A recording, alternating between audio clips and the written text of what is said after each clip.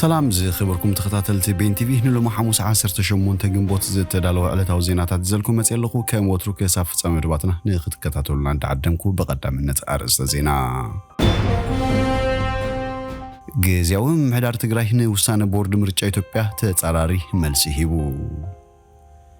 حوارات هجراتنا بالسودان هزوع 3 بليون دولار حجز حاتيتو أب إثيوبيا بزغطلو 3 عامات قوتر حزبن أوايتن خكايديو مونتانا ولكا سبات تيك توك كيتقمو خت اجريا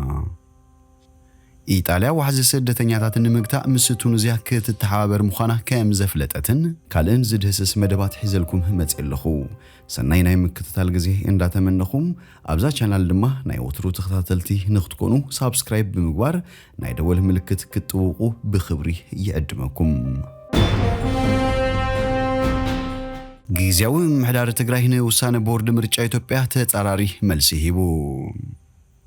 ጊዜያው محدار كل تግራይ بورد مرጫ ኢትዮጵያ ንሕወሓት አመልኪቱ አብዛ حلفه ሰሙን አብዞጹ አዋጅ በዝምልከት ተጻራሪ መግለጽ አውጽዩ እቲ በሶሉስ 16 ግንቦት ዝወጸ መግለጽ ሀገራዊ ቦርድ ምርጫ ኢትዮጵያ ህወሓት ኃይል መሰረት አብዝ ገበረ ናይ ግጭት ተግባር ተሳቲፉ ባልሐጋውነቱን خسرስ حلفቱ በስምት ውድብ ከይንቀሳቀሱ ናይ ውድብ ንብረት ምስ ዝህሉ ድማ ተጽብጽቡ ንመኽፈል ዕዳ ክውክል ካብኡ ዝተረፈ ንብረትን ገንዘብን ንመምሃር ትምህርቲ ስነ ዜጋን መረጽትን ንኽውዕል ኣብ 18 ጥሪ 2021 ሙሳኑ ተቂሱም እቲ መግለጽ ብምቕጻል ህወሓት ኣብ 2 ሕዳር 2022 ምስ ፌደራላዊ መንግስት ኢትዮጵያ ኣብ ፕሪቶሪያ ውዕል ሰላም ከም ዝፈረመን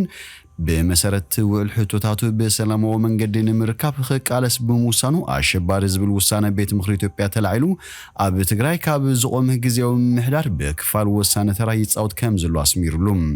انتون هاجرو مرجع بورد إثيوبيا زحلف وسانة نتسفى سلام إثيوبيا زيد الجف نفرامة سمع زخون حوحات بوليتيكا وكل سرزة بوليتيكا ونحجة ونتقبلنا زي وسانة زبلة مجلتي نسمع بريتوريا وانا ألبوز جبر نحوحات وكيلو ما بجزيو محدار تجراي زساتفو زلو أبالات أفلتو بمنفاك لونا تجزيهم محدارن سمع سلام أب حدقة زتنيلوم بورد مرجع إثيوبيا بتكنيكا وزخون رديت بمركواس نتسمع سلام كينكف زوصلو تكبر نخالوت عدكم فتحهم أب سلامو بوليتيكا وكساتفو زلو حيلتاتون حما أبنت كخون كم زخل بمتحساب أتي بورد وسانيو مرميرو متعراي خيقبرو تسويعوم هوحات الدهرتي أب تجراي استولى كونات سعيبو ببيت مخرو وكلت هزبي إثيوبيا أشبار تبايلو مزجب دحر مسفارو بورد مرجع إثيوبيا حقاونة حوحات كام زسرز يذكر أب تجراي بين أو كله مرجع بمكاد مس منجس إثيوبيا متفنان كونات نستسمح حوحات دحر سمع بريتوريا بسلام ومن قد بوليتيكا وجوزون مقتصاليو أبز حلف سمون ناي بورد مرجع إثيوبيا حقاونة خمل سلو زحتت وقعوي دبدب بسيحفهم بورد مرجع إثيوبيا وجنو أبزهابو ملسي حقاونة تودب كام زت تسرزه نبرتون جنزبون كامل لسلو كام زي كإلن زلو عدل الرواحيتات تبورد ماليو داقيمو كام بحدش كمز قبل تراي مخانو حابيرو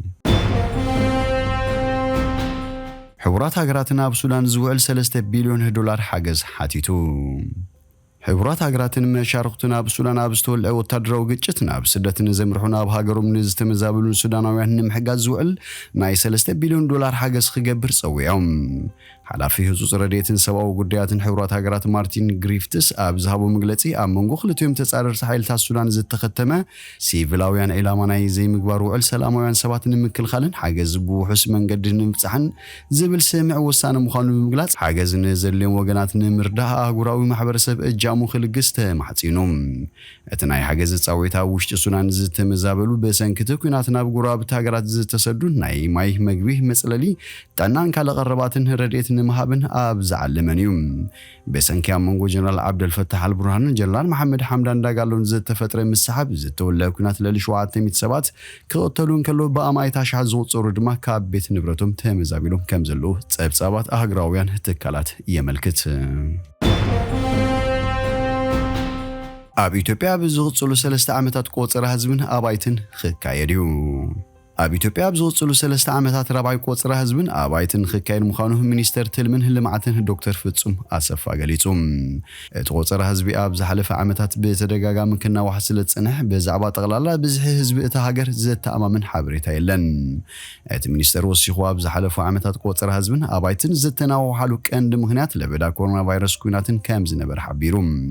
ክሳብ 2018 ብግዝ ዝጸንሕ ናይ 3 ዓመት ትልሚን ኢንቨስትመንት ይሕንጸጽ ከም ዘለዎን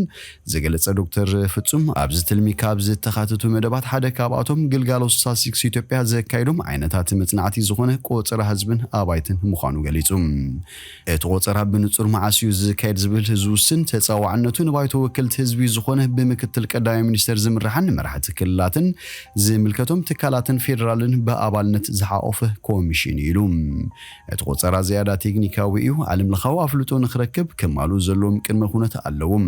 ሓደ ኣብነት ብሓደ ግዜ ንምብዛሕቱ ክፋለት ሃገር ብርትዓዊ መንገዲ ንምብጻሕ ይብል። ኣብ ዝሓለፉ ሒደት ዓመታት ብዝሒ ህዝቢ ከይተቆጸረ ምጽንሑ እንታይ ጽልዋ ኣህዲሩን ዝብል ሕቶ እቲ ዝበለጸን ቁንዑን ሓበሬታ ሎሚ ክንደይ ሰባት ከም ዘለዎ ምፍላጥ ምዃኑ ሓቢሩ። ይኹን እምበር እቲ ቆጸራ ህዝቢ ኣብቲ ክካየድ ዝግብኦ ግዜ እንተዘይተኻይዱ ዓመት ኣብ ሳይንስ ዝተመርኮሰ ኣገባብ ግምት ብምጥቃም ዘለና መረዳእታ ብዝሒ ህዝቢ ንረክብ ነይርና ኢሉ። ብመሰረት ሓበሬታ ማእከላይ ቤት ጽሕፈት ስታትስቲክስ ቆጽራ ህዝብን ኣባይትን ኣብ ኢትዮጵያ 3 ግዜ እዩ ተኻይዱ። ብመሰረት ጸብጻብ ባንክ ዓለም ብዝሒ ህዝቢ ኢትዮጵያ ቅድሚ 3 ዓመታት ካብ ዝነበሩ ብ5 እጥፊ ወሲኹ እዩ። ካብዚ ትንበያታት ብምብጋስ ኣብዚ ሕጂ እዋን ብዝሒ ህዝቢ ኢትዮጵያ ልዕሊ 110 ሚልዮን ከም ዝኾነ ይግመት። ሞንታና ውልቀ ሰባት ቲክቶክ ከይጥቀሙ ክትእግድያ። ግዛት ኣሜሪካ ዝኾነት ሞንታና ነበርቲ ኣብ ውልቃዊ ናውቲ ቴክኖሎጂ ቲክቶክ ከይጥቀሙ ንምእጋድ ክትዳሉ እንከላ ነዚ ስጉምቲ ዝወሰደት ፈላሚት ግዛት ኣሜሪካ ዝኾነት ሞንታና ነበርቲ ኣብ ውልቃዊ ናውቲ ቴክኖሎጂ ቲክቶክ ከይጥቀሙ ንምእጋድ ክትዳሉ እንከላ ነዚ ስጉምቲ ዝወሰደት ፈላሚቲ ግዛት ኮይና ኣማሕዳሪ ሞንታና ግሬግ ጃንፎቴ ነዚ እገዳ ዝሓዘ ሕጊ ትልሚ ፈሪሙሎም። ካብ ዝቕጽል ዓመት ወርሒ ጥሪ ጀሚሩ ድማ እቲ ሕጊ ግብራዊ ክኸውን እዩ። ነዚ ስዒቡ ቲክቶክ እቲ ስጉምቲ መሰረታዊ መሰል ነበርቲ ሞንታና ዝግህሱ ይኽብል ኣብ ርእይቶ ሂቡ። ቲክቶክ ዝተፈላለዩ መረዳእታ ንመንግስቲ ቻይና ኣሕሊፉ ክህብ ይኽእል እዩ ብዝብል ብሰብ መዚ ዝተፈላለዩ ሃገራት ክትትል ዝግበረሉ መተግበሪ ማሕበራዊ ሚድያ እዩ። ሪፐብሊካን ኣማሕዳሪ ግዛት ሞንታና ግሬግ እዚ ሰፊሕ ስጉምቲ ድሕነት ሞንታና ካብ ስለ ሃዲሳዊ ስርዓት ቻይና ንምክልኻል ቀዳምነት ዝሃቡ ብምባል እቲ ጻዕሪ ክጠናኽር ዝሕግዝ ውሳነ እዩ ክብል ንሓገግቲ ኣካላት ተዛሪቡ። ድሕሪ ቲክቶክ ኣብ ዝወፅኦ መግለጺ ኣብ ሞንታና ብኣማይት ኣሽሓት ዝቁጸሩ ተጠቀምቲ ከም ዘለዎ ገሊጹ። መሰል ኣብ ሞንታና ይኹን ካብኡ ወጻኢ ዘለዎ ተጠቀምትና ክሕሎ ንስርሕ ኣብ ዘለናሉ ግዜ ነበርቲ ሞንታና ቲክቶክ ተጠቂሞም ነብሶም ብምግላጽ ናብርኦም ንምምሕያሽን ምስ ሕብረተሰብ ንምትእሳርን ቲክቶክ ምጥቃም ክቕጽሉ ከም ዝኽእሉ ክነረጋግጽ ንደሊሉ። ውሳነ ምሕዳርታ ግዛት ብምቋም ድማ ናብ ቤት ፍርዲ ክኸይድ ከም ዝኽእል ትጽቢት ይግበር። ኣብ ዝሓለፈ ወርሒ ባይቶ ሞንታና ቲክቶክ ካብ ውልቃዊ ናውቲ ቴክኖሎጂ ሰባት ክእገድ ዝሓትት እማምህ ብዓብላሊ ድምፂ ከም ዘጽደቐ ይዝከር። እቲ ሕጊ መተግበሪታት ሞባይል ካብ ዝርከቡ መርበባት ቲክቶክ ምጽዓን ዘይሕጋዊ እዩ ዝብል ኮይኑ ኣቐዲሞም ኣብ ቴሌፎኖም ጽዒኖም ክጥቀሙ ንጽንሑ ኣይምልከትን ኢሉ። ልዕሊ 1 ሚልዮን ነበርቲ ዘለዋ ሞንታና ኣብ ዝሓለፈ ታሕሳስ ቲክቶክ ኣብ መንግስታዊ ናውቲ ቴክኖሎጂ ኣብ ጥቕሚ ንኸይውዕል ኣጊዳያ። ቲክቶክ ኣብ ኣሜሪካ 150 ሚልዮን ተጠቀምቲ ከም ዘሎ ገሊጹ። እዚ መተግበሪ ካብ ቀረባ ዓመታት ናብዚ ብፍላይ ኣብ 10ታት ዕድመ ዝርከቡ ቆልዑ ብብዝሒ ዝመርጽ ዓይነት መተግበሪ እናኾነ መጽዩ። ይኹን እምበር ቲክቶክ ሓደጋ ድሕነት ኣሜሪካ እዩ ዝብል ስጋት ኣሎ።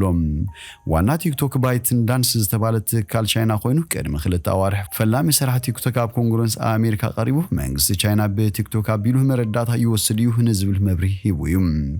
እቲ ሓላፊ በተደጋጋሚ ቲክቶክ ኣብ ኣሜሪካ ስለያ ከም ዘይገብር ተዛሪቡ እዩ። ቅድሚው መንግስቲ ኣሜሪካ ባይት ዳንስ ክሽየጥ ኣለዎ ዝብል እንከሎ እዚ እንተዘይኮይኑ ድማ ኣብቲ ሃገር ክእገር ከም ዝኽእል ኣጠንቂቖም። ቲክቶክ ካብ 2024 ጀሚሩ ኣብ ሞንታና ኣብ መተግበሪታት ምጽዓን ብሕጊ ዘቅጽዕ ክኸውን እዩ። እቶም ነቲ መተግበሪ ዘውርዱ ሰባት ዝቕጽዑ ኮይኖም እቲ መተግበሪ ንኽወርድ ዘፍቅዱ ከም ኣፕ ስቶር ወይ ጉግል ፕሌይ ዝብሉ ትካላት $10,000 ክቕጽዑ እዮም። ባይታንስ ብወገኑ መንግስቲ ቻይና ከም ዘይቋጽሩ ብተደጋጋሚ ይገልጽ። ኢጣልያ ዋሕዚ ስደተኛታት ንምግታእ ምስ ቱኒዝያ ክትተሓባበር ምዃና ኣፍሊጣ።